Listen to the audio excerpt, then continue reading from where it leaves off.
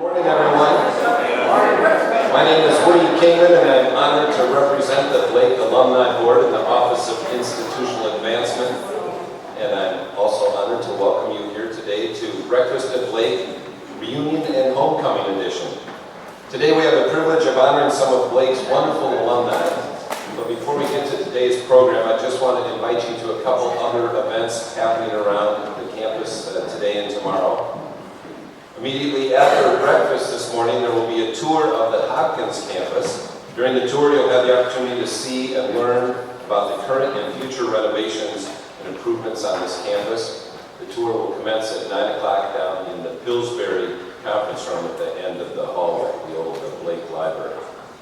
And then later today, I encourage you to join us for the homecoming football game and the great Blake get-together. I saw that they're already setting up the tents for it. Should be a lot of fun, 6:30 to 9:30 in the courtyard and loggia. There will be complimentary tailgate food for those alums over the age of 21. There will be a free drink ticket, some Blakeware to purchase, and an opportunity to celebrate the launch of the excellent Accelerated campaign for Blake. And then tomorrow at the Northrop campus, 8:30 in the morning, the athletes among us will get together or the athletes among you, and we'll be there. We'll get together for the walk, run, ride event. We'll meet on the steps of the Northrop campus. And I also want to remind you that our Breakfast at Blake in November will be another honorary event, and we will honor the alumnus of the year, retired teacher, and high school and university administrator Jon Crosby, class of 1953. So I hope you can join us then the Thursday before Thanksgiving. Well, let's get to today's main event. The Alumni Athlete of the Year Award honors alums who were active in athletics at Blake and who have continued to excel in their athletic endeavors. Ever since joining his first swim team at age 8, Jon Foss, class of 1983, has spent most of his life in and around a swimming pool. This includes competing for Blake in the sprint, freestyles. Throughout his high school career, he was a school and pool record holder in the relays and a number of individual events, and he made All-State his senior year. At St. Olaf College, Jon continued to excel in his swimming career. He was team captain and led his team to a 6th place finish and 3 4th-place finishes at the NCAA Division III championships. He was an All-American and a school record holder at St. Olaf as well. As a master swimmer, Jon was a state masters record holder, a top 6 contender in the United States level, and a Masters World Championship medalist, and he told me that he is now practicing for the World Championships next year in Budapest, so an international swimmer as well as our own local hero. Foss not only competes himself, but he has founded and coached several premier-level USA swimming club teams over the last 29 years, including the Fox Jets, the Fast Jets, and the Aqua Jets. It's got something about that name, having to do with speed, I believe. His teams and athletes have gone on to win more than 30 Minnesota State team championships, and 2 of his swimmers became American record holders and NCAA Division I champions. Other swimmers set or went on to set more than 40 national records and more than 100 state records in their respective age categories.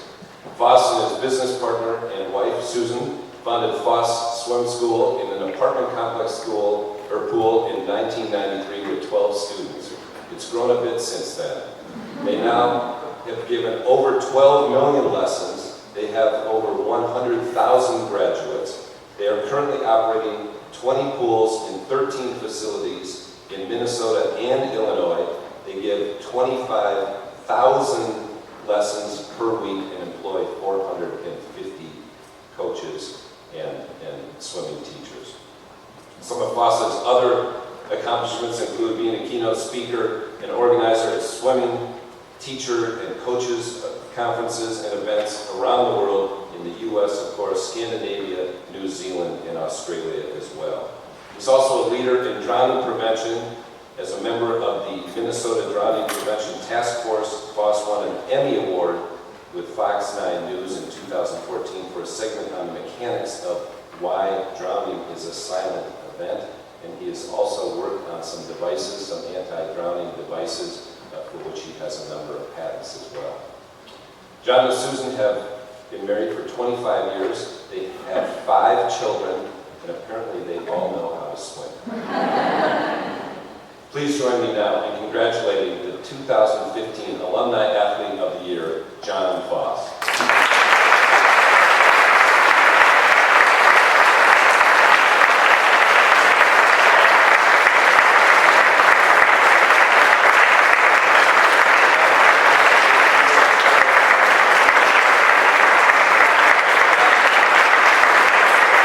Hopefully this might keep you warm when you get out of one of those cold pools.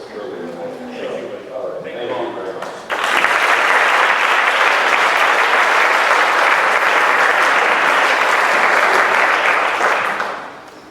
Surprisingly enough, Jon's 5 kids are all accomplished athletes, college competitors, high school competitors, one possibly headed to the Olympics in 4 years. None of them in swimming. So, some about not wanting to follow in Dad's footsteps, I guess. The Jenny Stevens Hagen Spirit Award honors alumni who have devoted extraordinary time and energy to the school and have served as stalwart enthusiasts for the school and its alumni community. Dion Crushshon, class of 1988, certainly embodies the spirit of this award. I asked Dion's classmate, Mark Pilstrom, for an anecdote or two about Dion, and he left me the following voicemail. Woody, all the good stories I have to tell, you really can't share with the general. But I will say this, Dion was one of those few people with the talent to connect with literally everybody in our class, and we all just loved him. He had a lot of fun, we had a lot of fun with him, and he made everyone else's high school experience so memorable. During his tenure at Blake, as a student, Dion was a 3-sport varsity athlete in football, track, and basketball, where he was the captain and MVP. He was president of the Bear Club, acted in 2 school plays and 1 musical. He was a member of the Glee Club, the Mixed Company Choir, the Fun Club, and the Social Club. After Blake, Dion graduated from Northwestern University, received his counseling and therapy degree from the Alfred Adler Institute and his teaching certificate from St. Mary's University. As a Blake alumnus, Crushshon has attended every class reunion, served on the Blake Alumni Board for 6 years, and coordinated the Alumni Student Mentoring Program called Blake Connections. He has also organized the alumni basketball game for the last 8 years. After graduating and getting his teacher certificate, Jack Fecht, who was here today, called him up and said, "Hey, Dion, would you be interested in coming back to Blake? We need a counselor. I'm moving on to the athletic director, and we need someone to take over my position in the middle school." Dion responded with a yes, came back to Blake, and he is now the upper school grade dean and the director of international programs, which he has led for the last 10 years. He's traveled with over 100 Blake students to 8 different international destinations, most recently Cuba, and he's coordinated an additional 12 or 14 trips. Crushshon and his family are all in at Blake, with his wife, Marie Michael, serving as the school's PK to 12 Director of Equity and Instruction, and their 2 daughters are here at the middle school. Dion's efforts and commitment have made Blake a stronger community and certainly merit recognition. Please join me in congratulating the 2016 Jenny Stevens Hagen Spirit Award recipient, Dion Crushshon.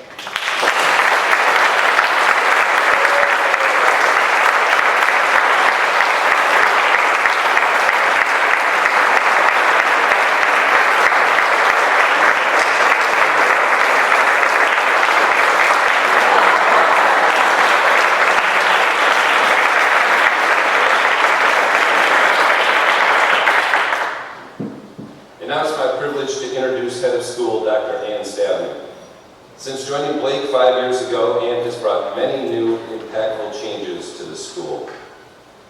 We have benefited from Ann's deep experience and passion for developing comprehensive curriculum.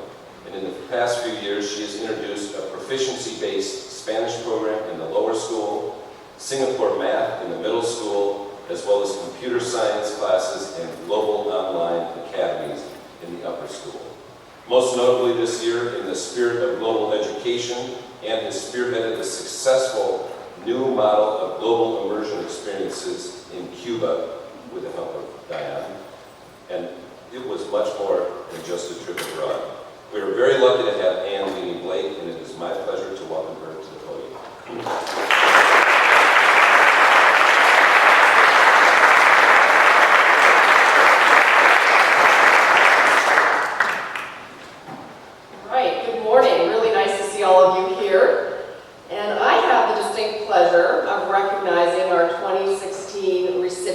Of the Young Alumni Award, Ashley Fenwick-Naditch Viola, Blake class of 1998.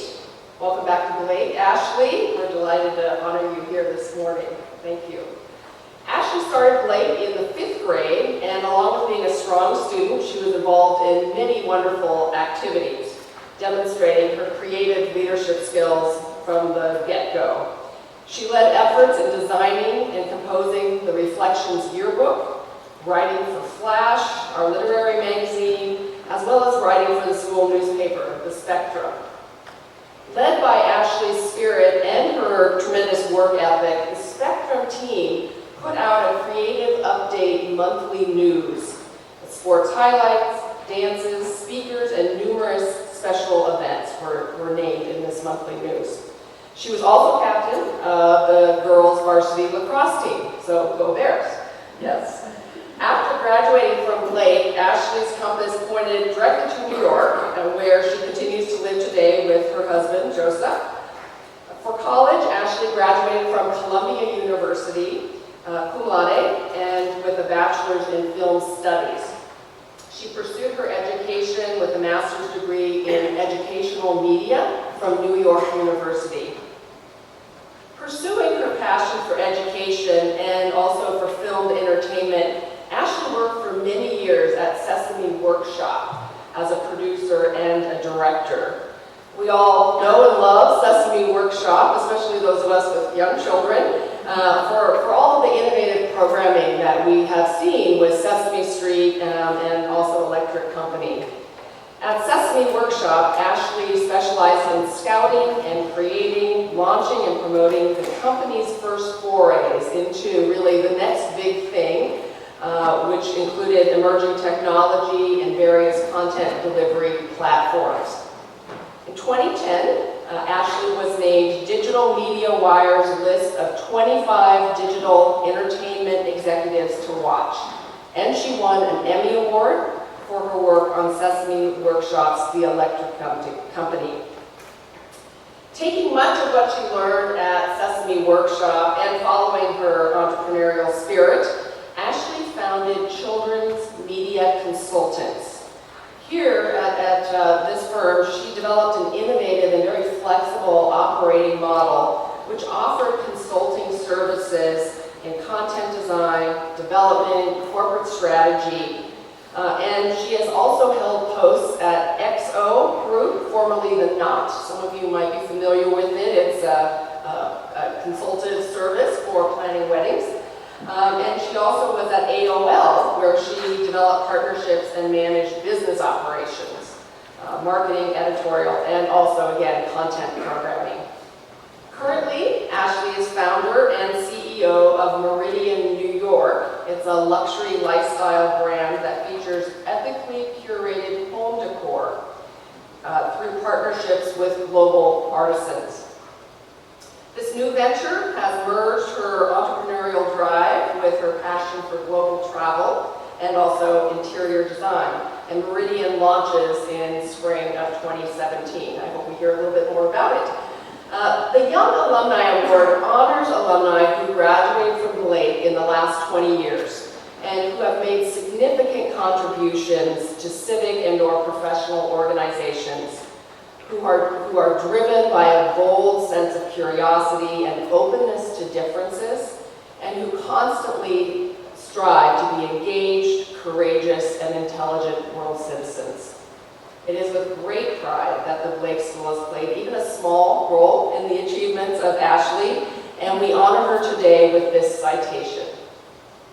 For her commitment and leadership in the area of global citizenship, along with her significant contributions in both online consumerism and social justice, Blake is honored to name Ashley Fenwick-Naditch Viola its 2016 Outstanding Young Alumni of the Year. So on behalf of Blake, I offer my sincere congratulations, and I would like to welcome Ashley to the stage.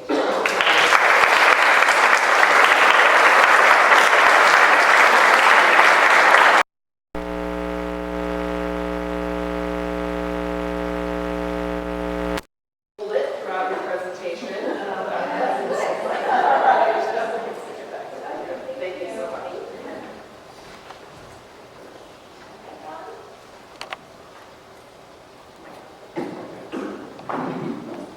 So much for having me this morning. My goodness, what a great crowd, so early. It is a real pleasure to be back here at Blake. Over the last 18 years, I have had a unique journey through traditional news organizations, collapsing internet giants, startups who outlived the dot-com bubble, entrepreneurship, and work colleagues who were giant birds with bright yellow feathers.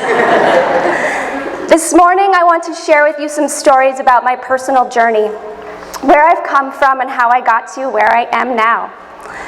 At Blake, the activities I participated in that defined me the most were photography with Mr. Teslo, editing the Blake Spectrum with Mr. Hansen, French with Madame Reynolds, and Spanish with Senora Runyon.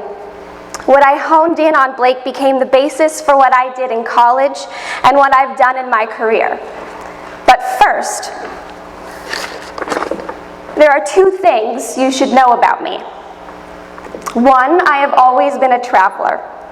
My family traveled a lot when I was younger, and to this day I am always happy to get on a plane and go somewhere. Two, I have always been an entrepreneur. Before I turned 12, I created several companies, including a subscription service for pressed flower greeting cards called Anemone Press. I spent that entire summer creating hundreds of Christmas cards and birthday cards. I knocked on every door in the neighborhood selling subscriptions, and I sold exactly none. I also ran a newsletter with two friends called the Asa Girls Gazette, where we sought out to solve mysteries in the neighborhood. This was Kenwood, so there was a lot going on there. I'm not positive we had many leads, but my parents were loyal subscribers. And I even ran more lemonade and flower stands than I can count. After Blake, I went to Columbia University in New York. I was ready to dig further into photography and photojournalism when I discovered film studies. I scored an internship at 60 Minutes. I started the summer before my senior year researching stories, background reporting for producers, and interviewing sources on and off the record, including White House officials, CEOs, and even a prisoner at a maximum security facility. Then, the second week of my senior year of college, 2 airplanes hit the Twin Towers. 3 days later, I was at the CBS Broadcast Center as we pulled together a special episode of 60 Minutes that would be broadcast that Sunday. In the shadow of what happened in our country after September 11th, my experiences as an intern that fall solidified my desire to be a journalist. That spring, I got a job offer at AOL News. I was hired to be a news editor in charge of a major news vertical. They were impressed I had spent time in the 60 Minutes newsroom and gave me ownership of an entire section right out of school. In retrospect, they were probably nuts. I had no idea what I was doing. Well, at 60, I learned how to pull together different elements to make a story. I never got to make the decisions. It was different now, and I figured it all out as I went along. The news I was charged in covering was of national importance. It was not uncommon for my work to be viewed by 20 million users in a single month. These were front-page stories that kept people up at night and talking into the next day. This was an honest and brutal 24/7 news cycle, reporting only the most serious headlines, such as, "Oops, she did it again. Britney Spears got married not once, but twice in 1 year." Reality bites. Winona Ryder was caught shoplifting at Saks. And her love does cost a ring. J-Lo and Ben Affleck became Bennifer. Although I appreciated the ability to make decisions and gain valuable work experience, my heart was not in it.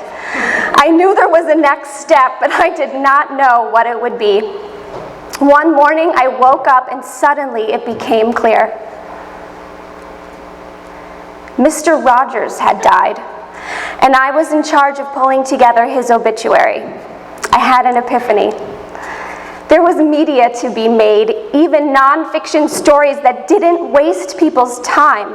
There was TV that was good for you, and I wanted to make children's television. I found a program at NYU that allowed me to focus specifically on creating educational media for children, and I went to grad school while working full-time. Simultaneously, I transitioned to a position at the Knot Inc., a wedding-themed editorial startup at the beginning of its high-growth phase. I felt like I jumped on a rocket mid-launch. I got my own department where I managed a team that grew 5 times its size in a single year. We were in charge of branding, marketing, and anything promotional for 5 major websites, 2 national magazines, and 17 local editions. We all learned so much at the Knot that my colleagues and I refer to it as the Knot MBA. If you didn't know how to do something, you figured it out. We were never allowed to say no. I did this all while being in school at night.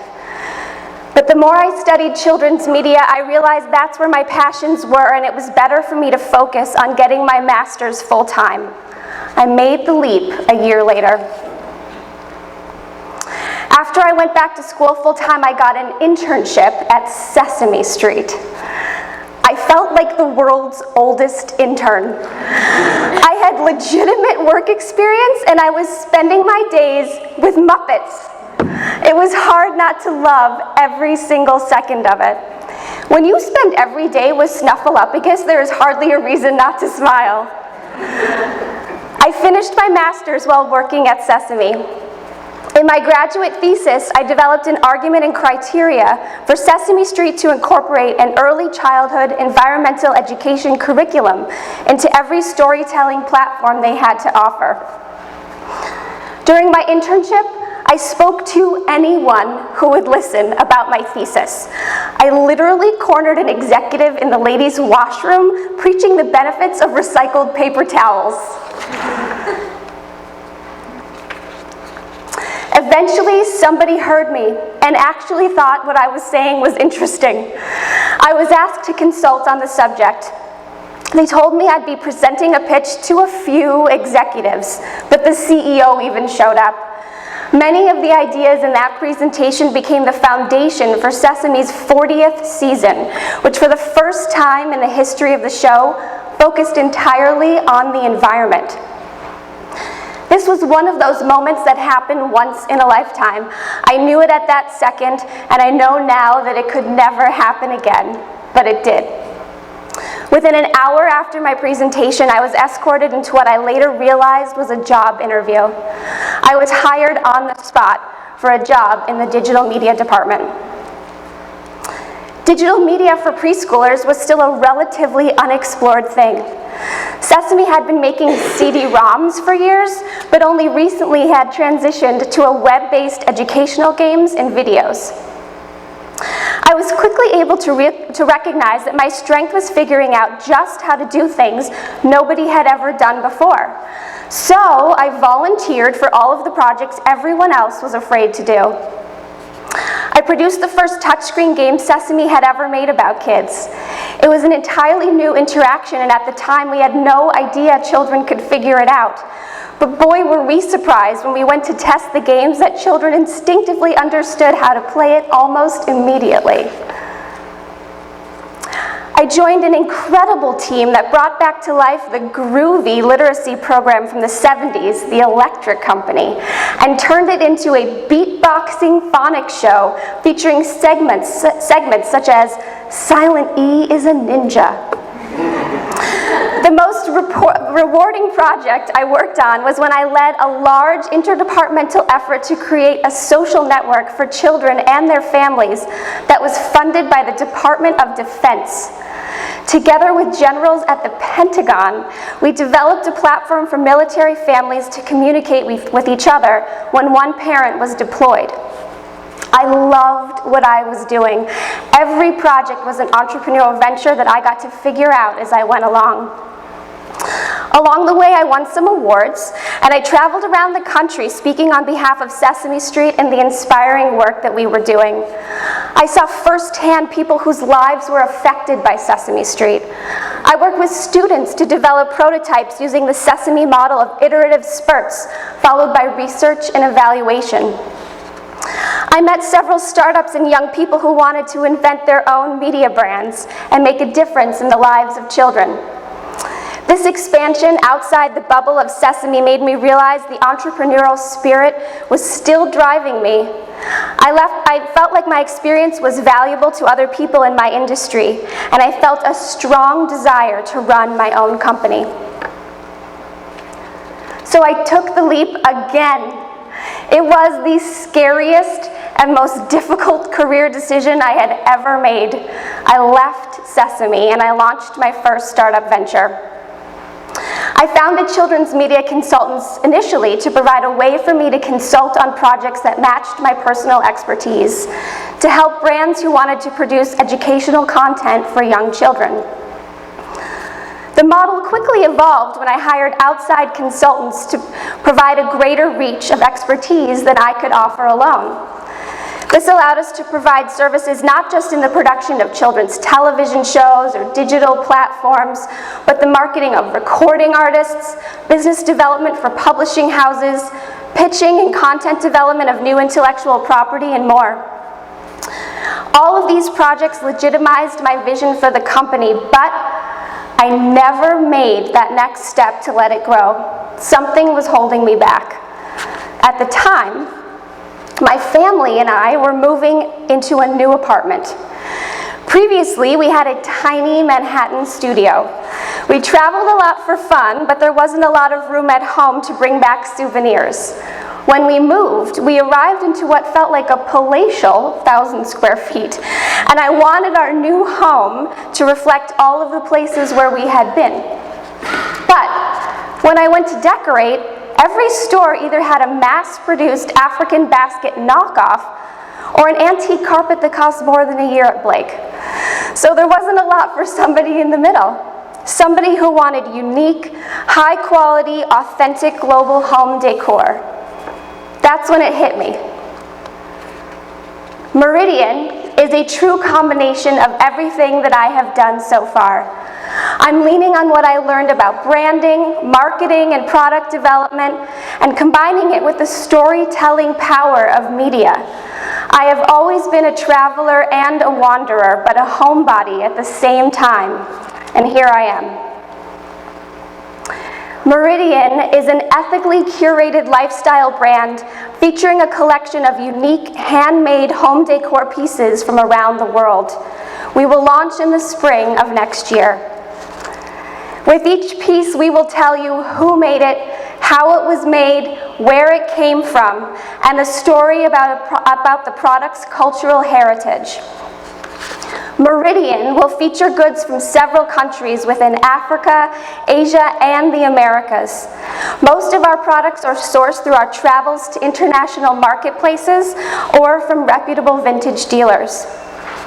All of our hard goods are objects handcrafted in their indigenous regions. For our soft goods, we are sourcing textiles abroad and then designing and processing at our cut and sew facility in Brooklyn, New York. There are many challenges in starting a company like this. The biggest, for example, is working with artisans who are scattered all over the globe. There are language barriers and cultural differences. Many don't have internet access. Some have phones, but they don't take photos. So I've had to be very clever in the way I've found artisans when I haven't been able to travel to their particular region yet. For example, I have a craftsperson, a metal worker, outside of Accra, Ghana. I had been conversing with a group of missionaries in Accra who generously offered to head to the weekly bazaar there to search for suppliers on my behalf. The woman who did this found a craftsperson selling his wares at the market.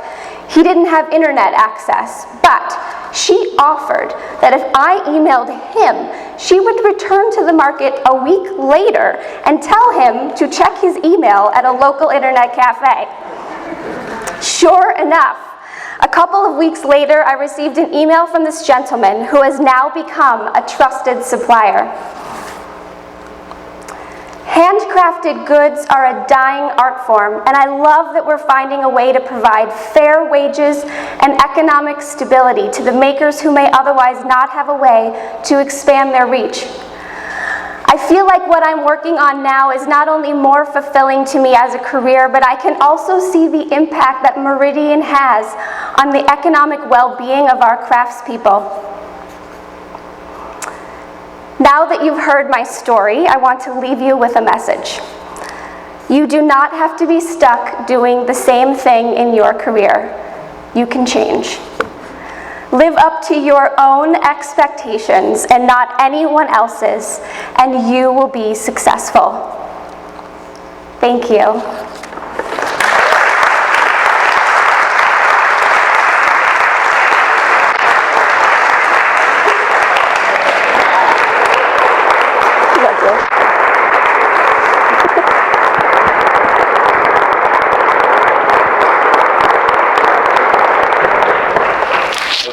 Thank you so much. Thank you. Any questions for Ashley about her work, what she's done, and what she's doing? Come on, Danielle with the Blake. There we go. What's your favorite Sesame Street episode? I have so many.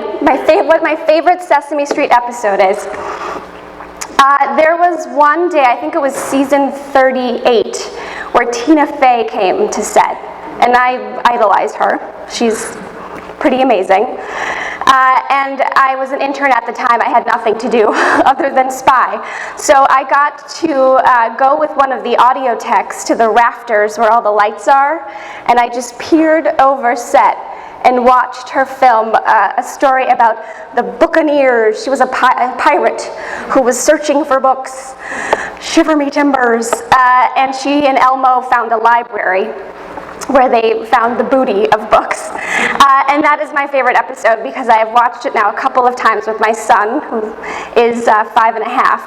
And I just remember seeing it from an aerial perspective, and it was a special one for me. Malcolm.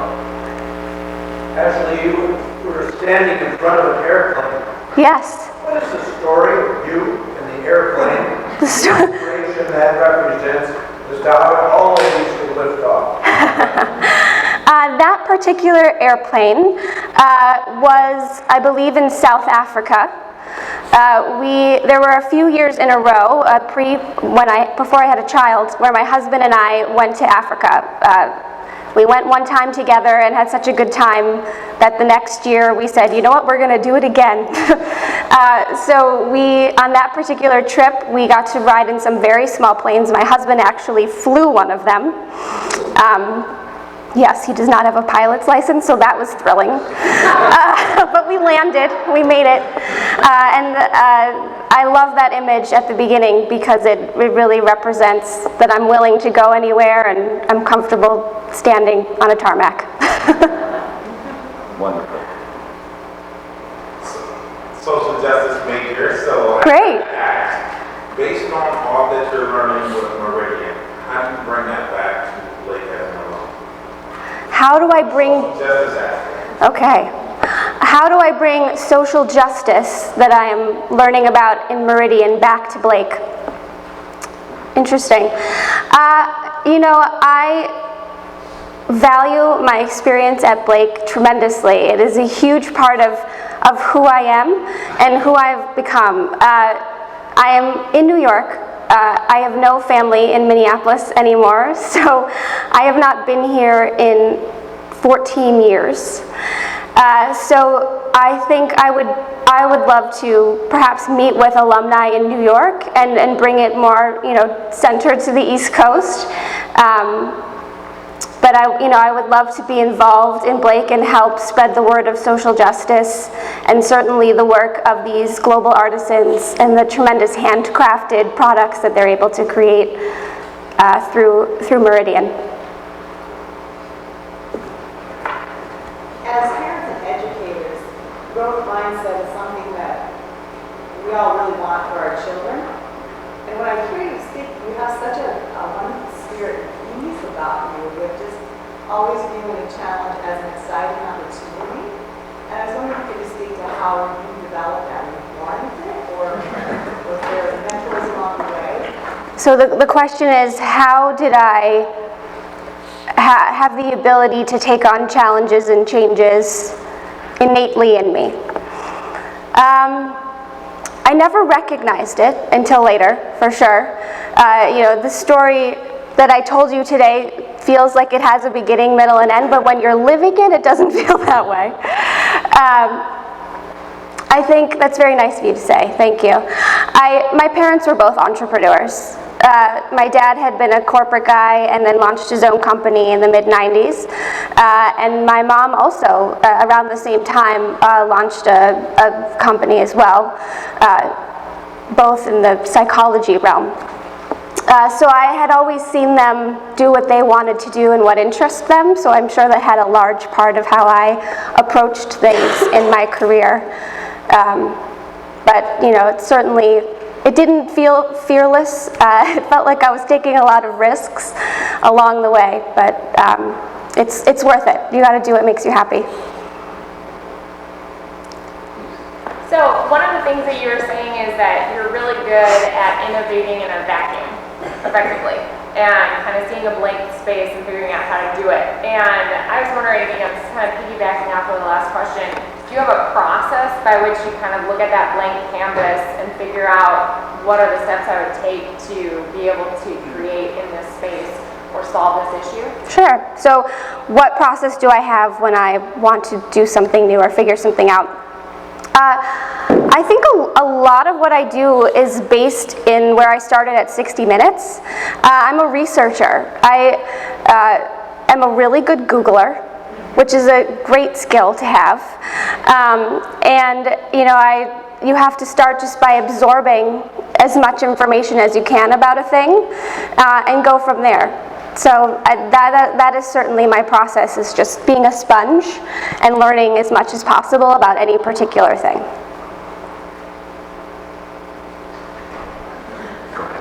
Okay. Take away. Yes, sir. With Meridian, are you planning on having a storefront in New York, Manhattan, or are you planning to be an online shopping experience? The plan for Meridian is to be entirely an e-commerce operation when we launch in the spring. A long-term goal may be having some sort of showroom in Manhattan, but for the most part we will be e-commerce. Yes? Can you speak to a difficult moment? I know you already said that one of your needs was one of your most hardest transitions. Speak to a difficult moment where you had to really go.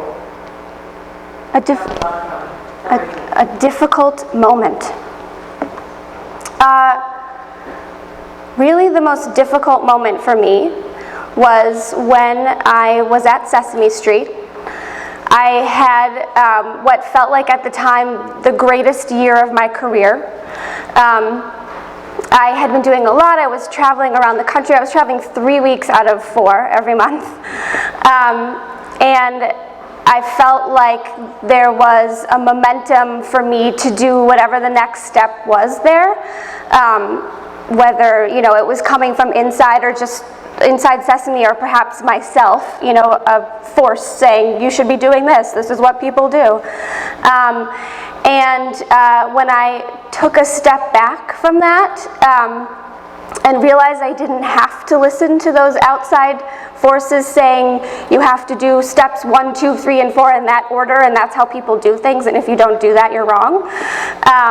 I really was able to make that leap, and that was a very challenging and difficult epiphany to have had at that particular moment, but I've never regretted it. Time for one more question. You graduated from Blake, you graduated from Columbia, and then you graduated again from NYU.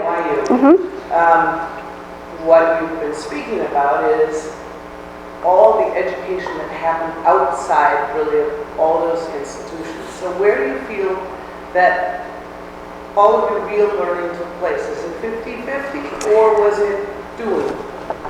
Where did all my learning take place? I think a lot of learning in life comes from life experience, for sure. You know, Blake prepared me for college excellently. And when I went to college, I felt like Columbia prepared me how to think about things and approach things differently. NYU gave me a very practical way to apply what I was learning to a career. But when I look at all 3 of those educational institutions back to back, and I am truthfully not just saying this because I'm standing here in this lovely room, I really think everything that I have done was because of a foundation I made here. You know, it's a school that is not tremendously large. As a student, you feel like you can do anything. You know, it's okay to be an athlete and a newspaper person. And Blake encourages everybody to try everything. And I think had I gone to a place that funneled me in a different direction, I'm not sure I would have been able to get to where I am now. So I think you know, an early education that really allows somebody to feel like they can explore and take on whatever is presented to them is a wonderful way to start one's journey. Terrific. Ashley, thank you very much. Thank you so much. Thank you.